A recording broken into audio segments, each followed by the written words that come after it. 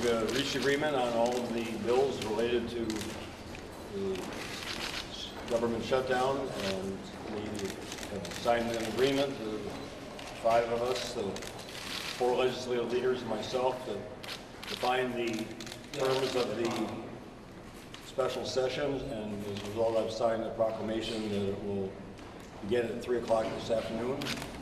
I want to thank the legislative leaders. We've worked very, very hard, literally around the clock for the last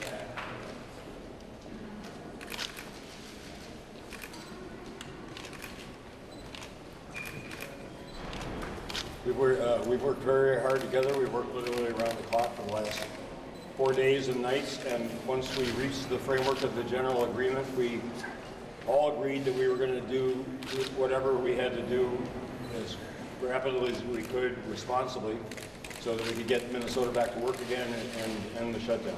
And everything we have done during this time has been with that in mind and that intent, and you know, I think everyone will look at this, including ourselves, and say, well, we didn't have this, we don't have that, we have this, we don't want, we have that, we don't want. I mean, that's just the essence of the compromise. And we've known that for since the election last November, and with very different points of view about what's best for the future of Minnesota, and we had to reconcile those, and this meant by definition that we're not going to be able to, any of us, walk away saying we have everything we want. So I again want to thank Senator Koch and Speaker Zellers for their commitment, their hard work, and to other leaders and the staffs, and as well as my own, and now we'll proceed. Oh, no. Well, no, I'd just like to take the opportunity to thank the governor and his staff for their hard work, as well as members of my caucus, members of the House caucus, all the folks that worked on these bills. It's been now almost 7 months that we've been hammering away on a very difficult budget under very difficult circumstances, and I'm just grateful for all the time and the effort and the good work that was put into these bills, and also very glad to have Minnesota back open. Thank you, Governor. Thank you, Madam Leader. We've spent a great deal of time working on what we all think is not only the essence of compromise, but some reforms that will put Minnesota back to work in a way that will change our state for a generation. Working with the governor, and we have worked very closely, very long into the night, many times, to come up with an agreement that I think will not only change the way Minnesota operates, but it will position our state for a great future. We've got a lot of work yet to do. He has some idea about raising taxes. We're not quite on yet. We want to cut a little more spending. We still got some time to convince him on. But this is an agreement that will get Minnesota back to work, and we'll get it back to work as quickly as possible. We are ready to get bills going through session into final passage into the governor's desk as quickly as we possibly can. Thank you, Governor. Questions? Speaker, how is this going to change the state for a generation? I think some of the reforms that are in the bills, Don, looking at, one of the things, the provider tax has been something that has been a very regressive tax, and as we go out and look into some of these things, something the governor and Senator Majority Leader and I actually agreed on is that if it's not necessary anymore, why should we collect it? That's something that's a very regressive tax. It's been hard on working families. You look at the reforms in state government. We work with the governor very closely on not just how we collect things, but making sure that there's efficiencies and effectiveness in it. The governor was very clear about that there needs to be some benchmarks in here that when we're asking folks to go out and collect it, there actually is a return on investment. How long did it take you to do? What did you do? And then what did you get in return?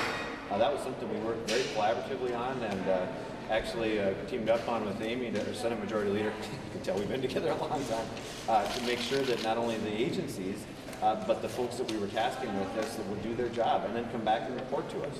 These bills were drafted in secret behind closed doors, and you were going to suspend the rules, not have hearings, I presume.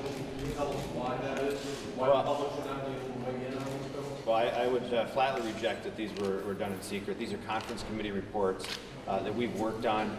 These things have been up and posted on the internet since early April. Yes, there are some changes in there, some minor changes in some states, some major changes in others, but the process will be open. The governor very graciously, again, opened up the state building and the Capitol early this morning. The process will be as it always has. It will be open to the public.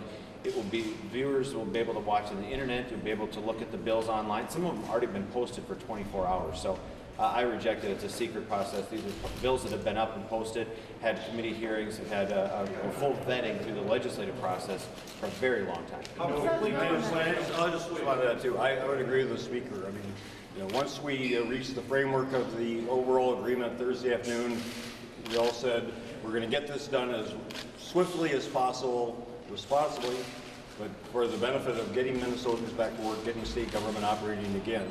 I mean, this building was closed, as was the state office building, because of the court order.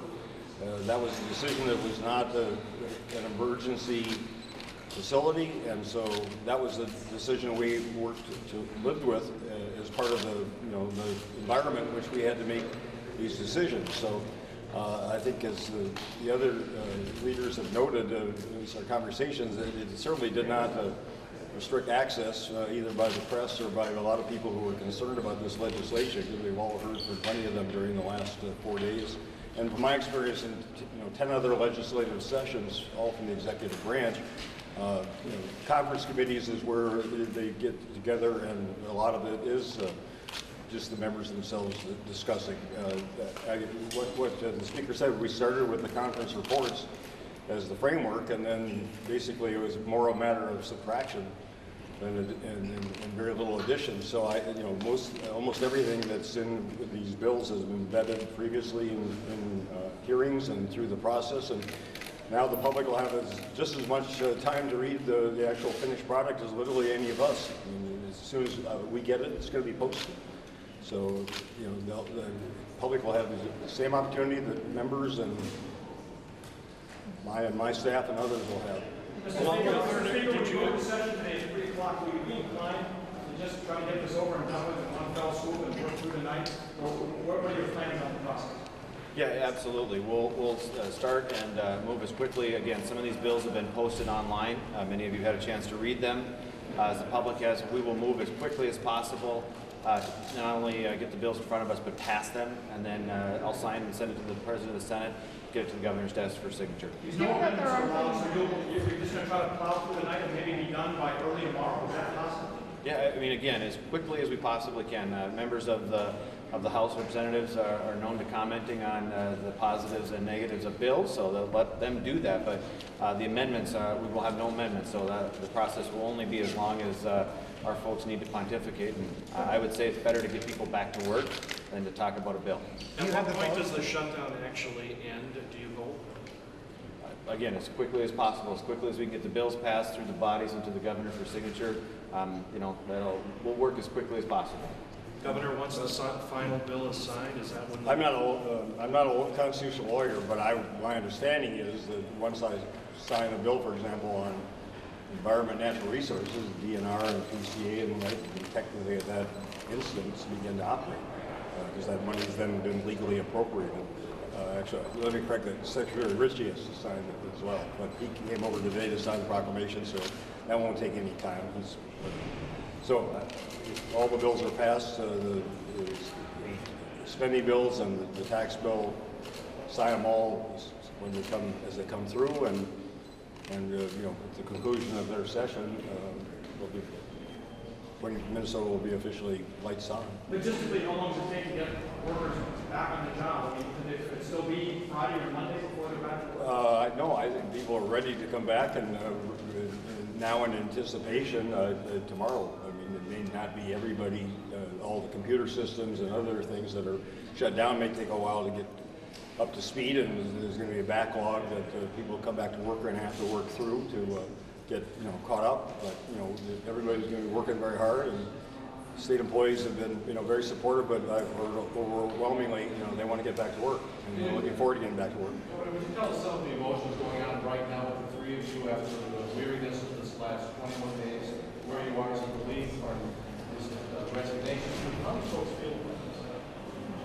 Well, I'm relieved that we've reached an agreement that's going to mean Minnesotans who are not working or who are adversely affected by the shutdown will no longer be. I know that we worked very, very hard these last 4 days and nights to reach this agreement, and it meant all of us having to give up things that we really believed in, that were really important to us for the sake of this agreement, for the sake of getting Minnesota back to work. I'm proud of us for doing that. Do you have the vote? Yes. We're confident. The members are reading the bills right now, and that is obviously something that's extremely important to them. So they've had transportation, public safety since yesterday. I believe higher ed just posted up, as well as the environment bill and the legacy bill. So they're going through those right now. We've been caucusing. We've been letting them know kind of summaries of the bills to get them informed and let them ask questions of the chairs. So it's a work in progress. To Pat's question, I think that there is a lot of relief in knowing that Minnesotans are getting back to work. It's a mixed emotion because, as the governor said, we didn't get everything we wanted. We were really excited about the budget that we passed, but there are some very exciting reforms that are in these bills. And we're excited to talk about those. We're excited to let Minnesotans know about those, and we're excited to see the effect that good work is going to have on Minnesota going forward. And then I don't know if I speak for the speaker on this, but we're excited to get back next January and dig back in and start and get the reform discussion going as well.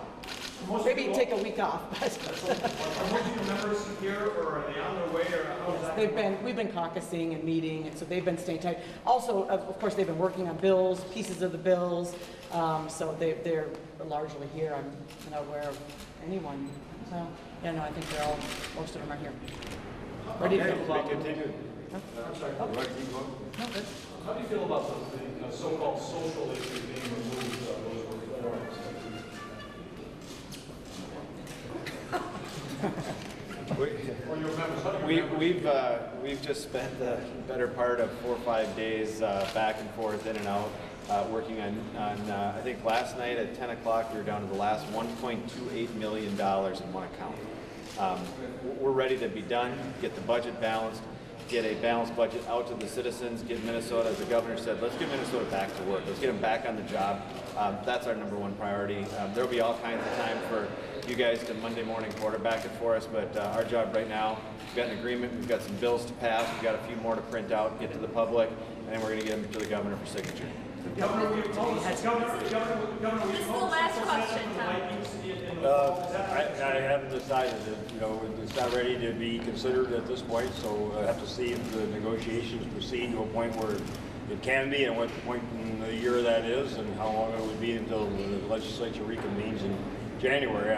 I keep calling a special session very seriously, and something that I would not do routinely. So it would have to be circumstances that compel it, and again, I don't know whether those will occur or not. Thank you. Thank you. Thanks, everybody. For the leaders, for leaders, the peaceful process.